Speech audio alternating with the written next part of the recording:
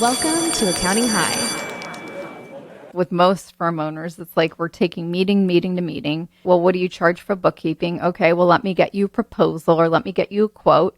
And we don't really talk about this in-depth stuff. That was the essence of what I was doing, and I didn't know how to articulate that, and I didn't know what my team wasn't doing in sales because they were just focused on what are we going to do for them? What's the proposal? What's the quote? Did they sign the engagement letter? Did they not? It's very transactional. Oh, very. Remember, if you want to get on the varsity team, it's about the relationship that you establish. May I have your attention, please? Welcome to Accounting High. It's freshman year at a brand new school. Here, we have no rules in place as we're on a mission to set our own traditions. So hang tight and learn with us as we grow. At Accounting High, you can expect to gain knowledge in a completely different way than what you may be used to, with some fun and oftentimes colorful conversations involving some of the best teachers in the accounting industry. Whether you loved high school or you hated it, here's your chance to be a part of an unforgettable experience redone. While you're here, don't forget to follow us on Spotify or subscribe on Apple Podcasts or wherever you may be listening to us right now so you don't miss out on any new episodes. And feel free to leave us a 5-star review letting us know how the school year is treating you. In addition, share this episode on social media, tagging us at Accounting High. So sit back, relax, and open your mind because class is in session. I repeat, may I have your attention, please? This is another public service announcement brought to you in part by Accounting High. The views and events expressed here are of the next generation of accounting and tech professionals leading this space. The events and suggestions are not to be taken lightly. Children should not partake in the listening of this podcast. Anything else? Yeah. So without further ado, introducing the star of our show, Scotty and the Pitch Queen. We're going to have a problem here.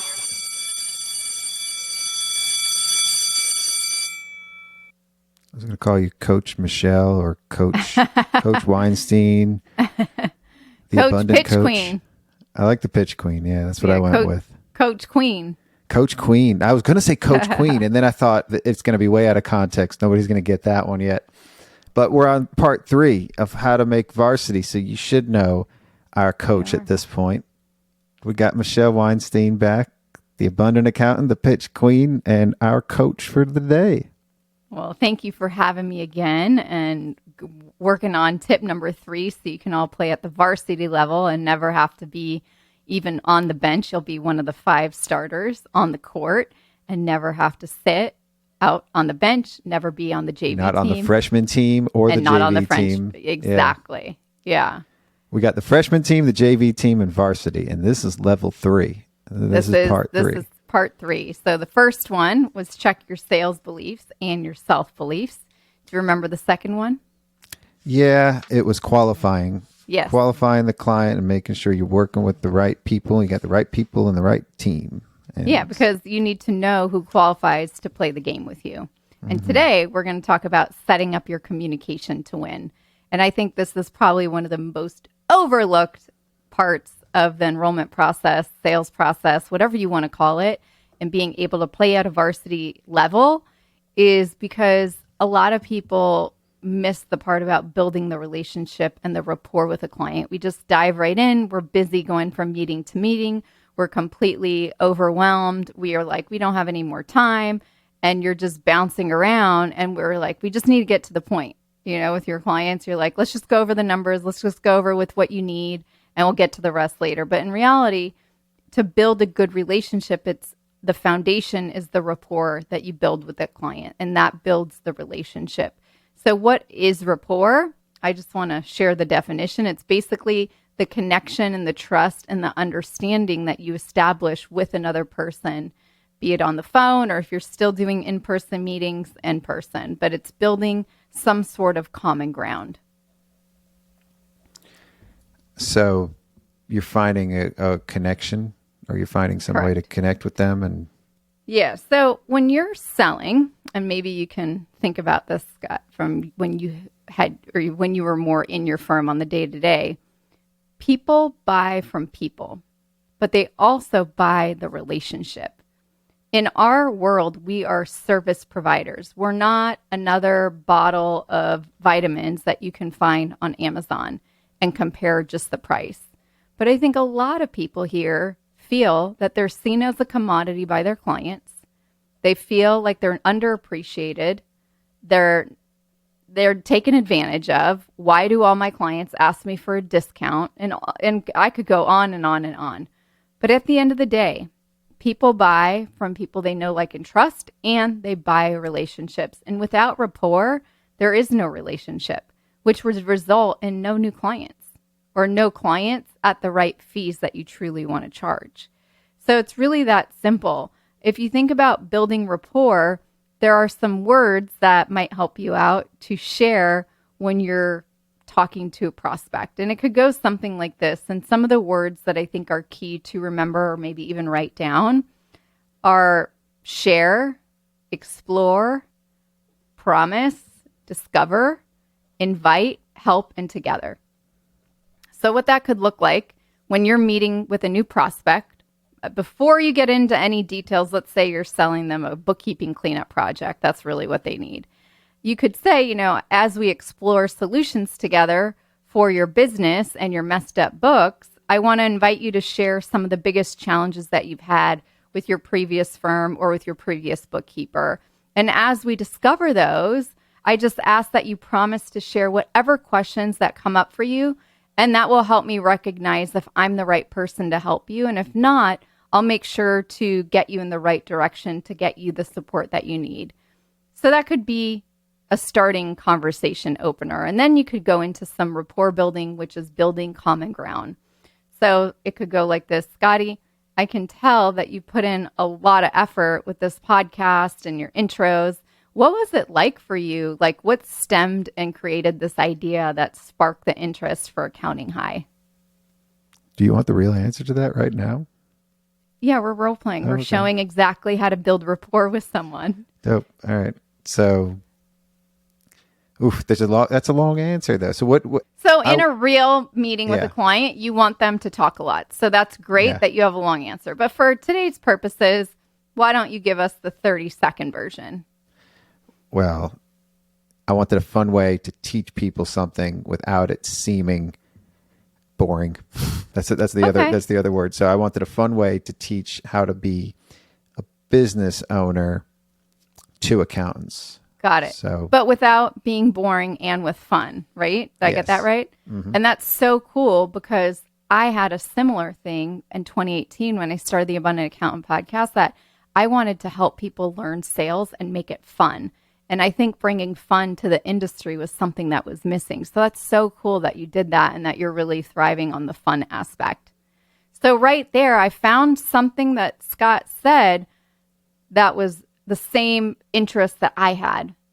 You connected it to something that was personal to you. So then I knew that you were like you understood me. I understood you, but there was something real too. So you can't make stuff up here. Right. I wanted to have people, every person and firm owner, and if it's not you, then send me an email. I am at thepitchqueen.com because I want to know if you love sales. But I have yet to meet a bookkeeping, tax resolution, CFO services, whatever, go, Michelle, I love sales and I'm so good at it. Like, no firm owner goes, oh, I have to actually be a 24/7 salesperson. I never thought about it that way. So this skill is just about finding common ground. Now, if in the answer, Scott, that you just shared, there wasn't anything in common with me, I would have just kept going and asked you some more questions until there was some sort of connection point. Ooh, I like that. Okay. So you want to be aware of some language and learning styles that might match or might not. So a few learning styles, there's, I think, 7 of them, but I'm going to just point out the main 3. There's visual learning styles or language communicators. So they say, I see that, or that part looks really good to me. Or you might hear them say, oh, I can't wait to show you that part. So I see, it looks good, and I can't wait to show you are all visual type words, cues. Okay, now there's also a kinesthetic language learner or listener. They might say something like, let me think about it, or let me get a grasp on it. And then you've got auditory, which means if you can't tell they're visual or kinesthetic, then they're probably an auditory person. But they might go, oh, I hear you. Oh, yeah. I heard that. So let me ask you another question, and then we'll see which one Scott is. He's either going to be more visual, kinesthetic, or auditory. So I'm going to ask you the similar question. So when you thought about starting this podcast and making it really fun for the industry to learn, what were some of the things that you thought about that you really wanted to bring to accounting and tax firm owners? Now I know I'm being studied, so I'm like, I know, careful. But I love this. No, I love this ways because there's subtle cues usually too. Mm-hmm. Building rapport is listening for subtle cues. You become a really good listener when you get the art and the science of sales. Yeah. And I just saw the book I'm reading is The Art and Science of Hip Hop. Like I noticed that because the last time when we talked about the art and the science, I meant to bring that up today too. Well, see, and you just made a good connection point. So you just built rapport with me and probably didn't even realize it. Dope. So what I'm hearing is you're Thank you for making it obvious. But I was thinking about it as you were saying those, because I just went over the 7 different styles too, and I was looking through my book to find all 7, because literally like last week I went over with somebody. Oh, that's all hilarious. 7, and they were going over them with me, and I'm all 7. Well, at least I think I could relate to all 7, but as I'm listening and I'm hearing from you, maybe I'm more of an audio one, because I say that. Yeah. I say I see or I say I hear a lot of things. That's usually typically. Okay. So you might be a little bit of both, but for most accounting firm owners that I talk to that want to learn sales and have a challenge with pricing and having that confidence to charge higher fees and gain high quality clients, most of them say the word feel. So I'm working with a lot of more kinesthetic. I don't have a lot of firm. I feel you a lot to somebody when they say something to relate. I say, I feel you. Again, these are just little tidbits to start keeping your ears perked for, because it's a great way to build rapport. Yeah. And I'm just giving you some good questions to start and having you think about, where can I connect with this person? So I'll give you another example, because today's conversation is a lot just about examples. So Scott, I know that you have a family and, you love to do these wraps, and you start Accounting High, and you've got a firm, like you've done so much. What is your vision for your whole brand and where you want to take things? Actually, let me make it a little more specific. Okay, yeah. Where you want to take things, and how will this provide for you and your family? Like, what are those things that you love to do with your kids? So I want to use this as sort of a platform to then do something like this with my kids. I want to do a YouTube channel with them and do something fun with them and do rap stuff with them. So I got an idea of calling my son Raptor Seuss and doing Dr. Seuss books and doing little raps of the books, so he could learn how to do these things, because he likes music and he likes YouTube. So and I want to do more raps. So I figured a way to bridge that, and why not? So we were, I'm still talking about it. I haven't quite done it yet, but that's a way to spend some more time with them and make it fun. So it seems like the kids are really important to you, but also having them have the entrepreneurship mindset and really creating something from scratch is really important to you. Yeah. I don't think that they can avoid that. I think he has it in his blood, because he's already trying to create little stores and shops, and he's only in 2nd grade. So oh, that's so cute. Yeah, he's got his menu list of things that he wants to sell, and he's all on top of that. Well, your kid sounds like me when I was a kid. I had a lemonade stand. I was all about business when I don't know how old I was, but it was around that age. And it was just in my blood. It was in my DNA. I had one regular job out of college, and I can see that your kids will probably never have a regular job. Well, that's right there is another connection, another way that you bridged it. Yeah. Correct. So when you're talking, and why I wanted to change my question to make it more specific, and one of the main things that I forgot to mention, but I want to mention it here, for rapport building, I'd keep it more on the personal side. How can you get to know them from more of a personal level instead of just going, well, how many kids do you have? Oh, okay. Like just the surface. We just got really deep with Scott in a very short amount of time. We know about the YouTube. We know his kids in second grade. Like, I didn't even need to ask any of those questions because I brought in a business question, but then I made it more specific about him personally on how that, or what he could do with his family, because I know his kids are so important to him. So when you're building rapport and thinking about this tip for setting up your communication to win, it's a key ingredient. This is the most missed ingredient I've seen with firm owners. If you skip over this, you are not unique and different, and you're just like everyone else. So I would say practice. You can practice with your significant others. You can practice with people at your office, and make it a conscious effort, maybe 15 minutes, once a week or twice a week. But to practice building rapport type questions, and how can you have a connection point? So when you said you're not unique, you're like everybody else by not doing this, I think that's Correct. also something that I've always thought. It's like, I'm going to be different, so I'm going to do it my way. And that's actually not even different. That's the same as everybody else by not doing the work. Most people don't build rapport, with most firm owners. It's like we're taking meeting to meeting. You have a client. Well, what do you charge for bookkeeping? Okay, well, let me get you a proposal, or let me get you a quote. And we don't really talk about this in-depth stuff. That was the essence of what I was doing, and I didn't know how to articulate that, and I didn't know what my team wasn't doing in sales, because they were just focused on what are we going to, like, why what did are we going to do for them? What's the proposal? What's the quote? Did they sign the engagement letter? Did they not? It's very transactional. Oh, very. Remember, if you want to get on the varsity team, it's about the relationship and that you establish. Yeah.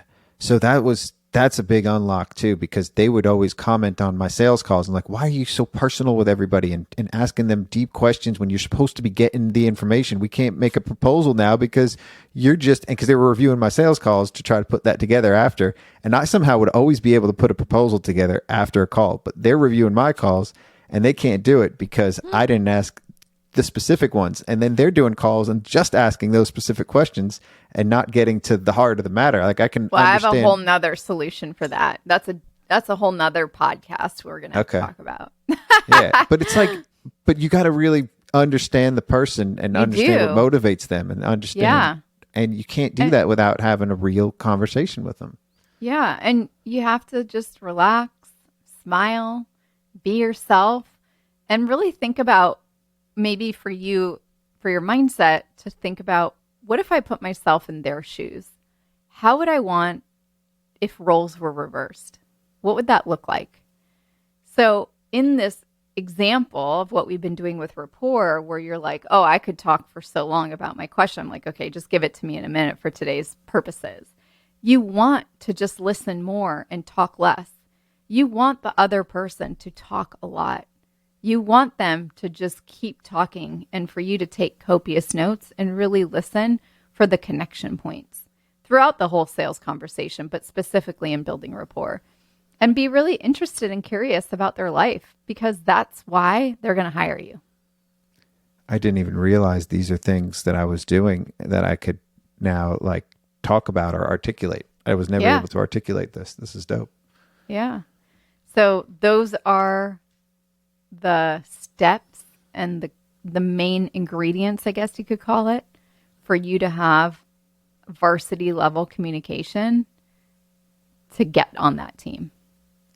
Yeah, there's a lot of nuance to it too. It's not just communicating like we're going to be on a Zoom call or we're going to be on the phone or in person. It's not that. It's not how you communicate. Well, it is about how you communicate, but it's also like, yeah, this is a different way of approaching a conversation and looking to really get to know the person. Yeah, it's not. Yeah. So what's some of the biggest objections for people like to get to doing this? Like, they say they're just going to do their thing and they're just like everybody else, but what are some others? I think from the most part, to be honest, Scott, from what I've heard from firm owners, is that you just didn't know. You weren't taught sales. You weren't taught the science. You just said, I want to start a firm. And, so I have to talk to a client. You're very to the point. You're here to get work done. And that's it. And then once you get to the point where you're like, I have so many clients, but I don't have the money that I feel I should have in the bank account for the work I'm doing, or until you feel like, I feel like I'm working 5, 6, 7 days a week, 8, 10, 12, 14-hour days, and you have accounts receivable that's piling on, and you have a lot of other challenges at hand. And when you hit that kind of point, then you're like, oh, I have a problem. And these are some of the little tweaks to fix your sales problems. So I think a lot of it's just like you just didn't know. But it's not your fault, because when you're getting your EA, your CPA, none of this is taught. No. All you're taught is technical abilities. But you can't help someone get out of a tax resolution mess and get paid well for it if you can't communicate the value that you deliver in having them hire you to get them out of the mess they're in with the IRS or whatever it may be, or QuickBooks cleaning project. Most of your clients are fixated on price. That's how the industry has taught clients to look at this stuff. It's very similar to, if I go on Amazon, I want, my vitamin D, I could get this vitamin D, that vitamin D, and you're counting ounces and how many pills are in a bottle. It's like, we're all unique and different individual. We should never be compared to each other. And there's just too much on this industry of quoting prices and doing all these things that ruin a relationship-based selling process. So I'm here to teach it. I love that. Everybody's unique. Yep. And different. And your prices shouldn't be dictated. Like, the other thing I hear all the time is that people's prices, a lot of firm owners go, well, I just called the other firms in my area and made my price based on that. And I'm like, that's probably the worst idea you could ever do. Or you take that price and lower it a little bit. It's like now you're allowing your clients to be and have those kinds of buying behaviors, which is a really bad idea for you to grow a profitable firm that you love with high quality clients, not too much volume, higher quality, and have a varsity squad yourself of clientele. That's like ruining it. So I'm here to stop that process so you can have the firm that you've always dreamt of, and that you can have lots of monthly recurring revenue, you can have lovely clients, and you can get paid really well for it. Getting paid. That's what we're all about too. Yeah. Getting paid well. So this is great. This was another step toward making the varsity team. And our next one is sort of what we're alluding to earlier, is collecting the right information. Ooh, yeah. Good teaser. Good teaser for the next one, because it may not be what you think. Yep. It may not be what you think. That's what it so far has been with each one of these, is there's something on there on the surface. This is what you're supposed to do. But then there's a lot of nuances, and there's building the rapport. And I don't think that gets enough. There's so many ways to go into that. And I love the way you put it, because it's picking up on the subtle nuances, and the art of it is there is no one particular roadmap to take on a conversation. The conversation takes on a life of its own. The science is knowing which things to hone in on after they've said it, and which direction that you can take it to. Yeah. And being specific. Sure. I love that. Cool. Well, thanks, Michelle. This was Thank you for having me. Another great entry into the book of How to Make Varsity. That's all I'm about. On a winning team and varsity and part of the starting squad. Dope. All right. Peace out.